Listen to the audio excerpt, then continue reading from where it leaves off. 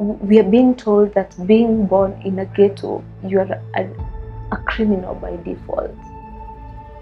It's like a process of cleansing young people. It's been designed that you live a poor life, that your family lives a poor life, that the next generation after yourself lives in a situation like this. We were not able to choose where to be born and brought up in, and we are not criminals, and this is just enough.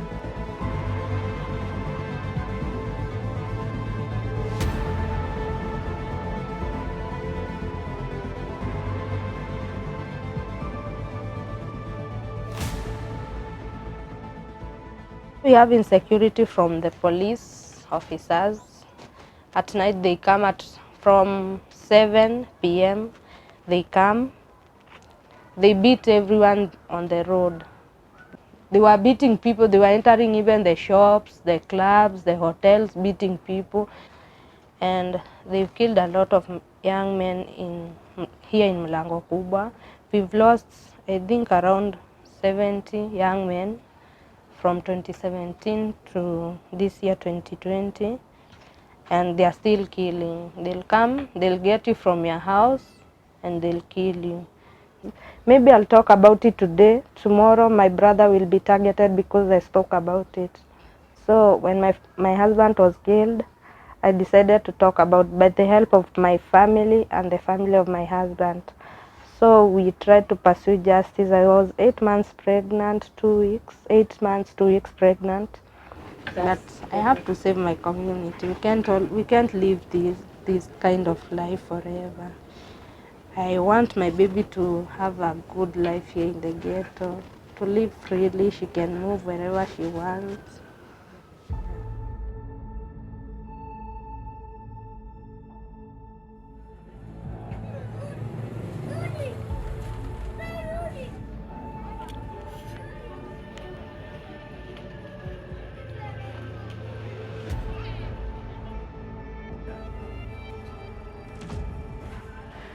It's like I was born into this, you know. My adopted brother was killed. Like, I've lost so many friends through extrajudicial killings. For example, I was born here. It's been over 20 years. I'm still here. And I have seen, since I was a child, I have seen police kill. It has been killer cop after killer cop. Right now we have Rashid. The other time we had Taiso. It's been like that. Extrajudicial killings are, looking at them, they are only in form of settlements and in the ghettos. So to some points, I feel it's criminalization of the youths in the ghettos and criminalization of poverty. In fact, when we started Mathare Social Justice Center, it's because these police killings had been so normalized. But extrajudicial killing is used as that scarecrow to make sure that citizens, they don't organize. Now they are terrified by this killer cop, and they are spread in all informal settlements. And why I think they need fear is for them to continue operating or governing in the way that they've been governing. That even if there is a major crisis of lack of water, healthcare, things are not moving well, citizens don't rise up, because every time, and the police uses that anyone who raises a voice is criminalized.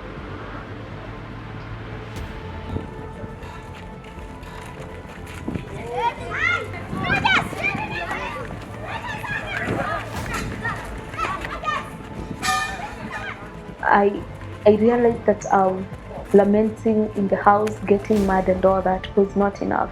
I needed to join forces with the other people who were doing the same thing I was doing, and who felt that something needed to be done.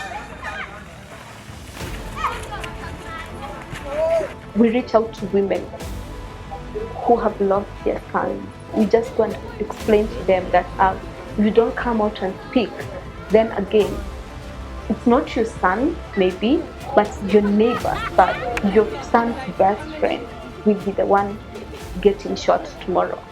So is that what you would love for the next generation?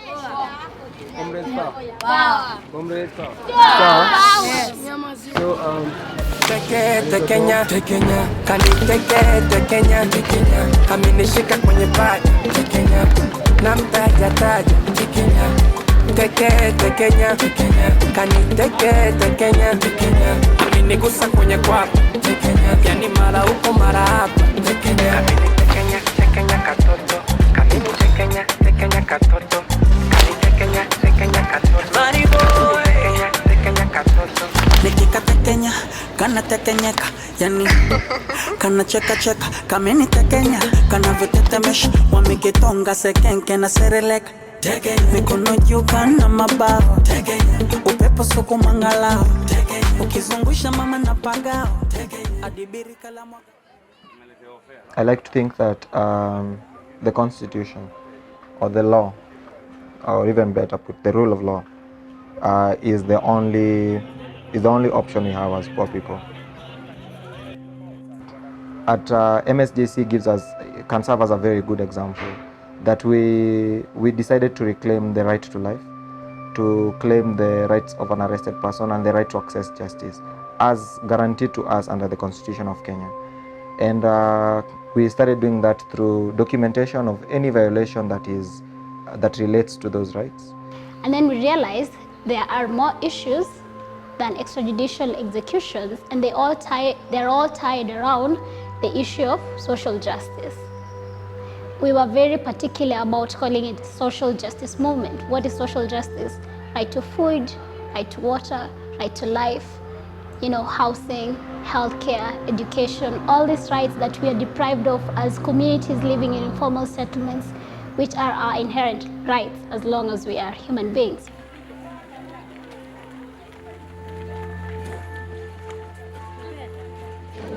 The opportunity is very good, but it can only be achieved where there is a network of either lawyers or paralegals to ensure that human rights violations come to an end, that there is accountability at least when killings like the ones perpetrated by non-police officers. Understanding of the rule of law and organizing towards realizing these provisions granted to us as an essential component of movement building. And these provisions do not, in as much as they exist, these provisions also have to be demanded.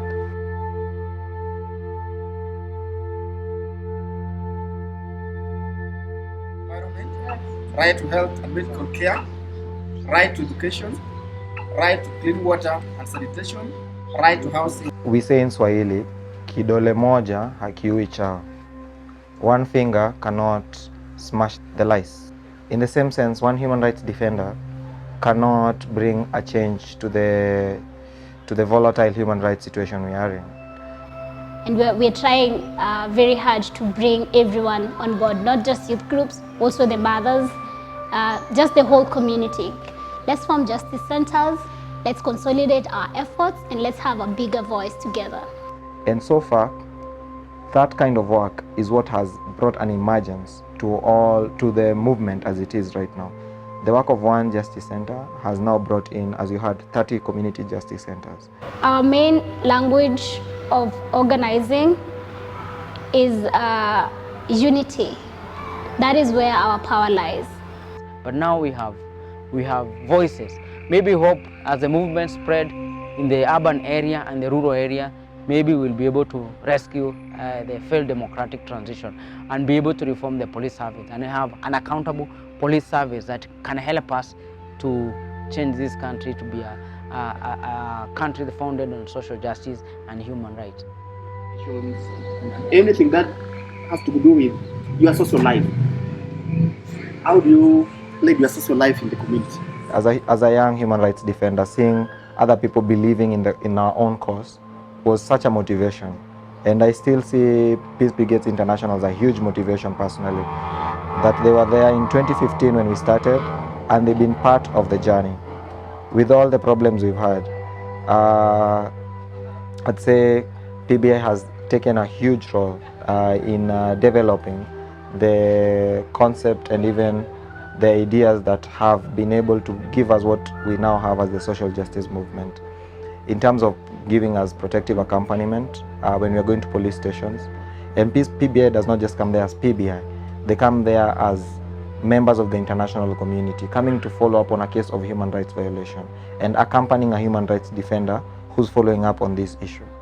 So that in a huge way nurtured the confidence and nurtured the spirit of human rights defenders to boldly follow up these cases to the station level.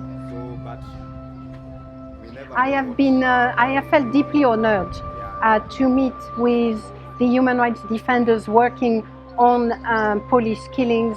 The richness of the movement, their professionalism, their commitment, their sophistication in understanding documentation, in understanding the importance of data collection, the importance of evidence, the resilience of those people, mothers, youth, human rights defenders.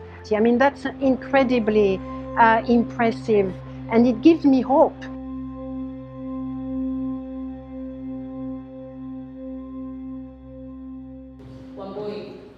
Um, 55 cases, 100 cases, and we forget that that's when we talk about human life. It's just not cases, it's actually human life. Kenyans lost. At this point, we've gone beyond the little politics of documentation or the little issues of human rights dialogues. Now we are thinking, how do we make sure that people understand their situation politically? How do they organize politically? How do we ensure that at one point we have a defender of human rights being the president of this country? If we get to that point, then I will have properly achieved it. Yeah? And I think we can get there. We will not be afraid, we will not be intimidated. If they're going to kill us, let them kill all of us. But we have to fight for what we believe in. And that is social justice, and that is equality and dignity. What we are fighting for really is dignity. I can say we've done a lot, from just being driven by anger and all that. We're now driven by love for justice, you know, the love to see us live a dignified life, you know, the love for our people, the love for a dignified life, and to see justice prevail for everyone.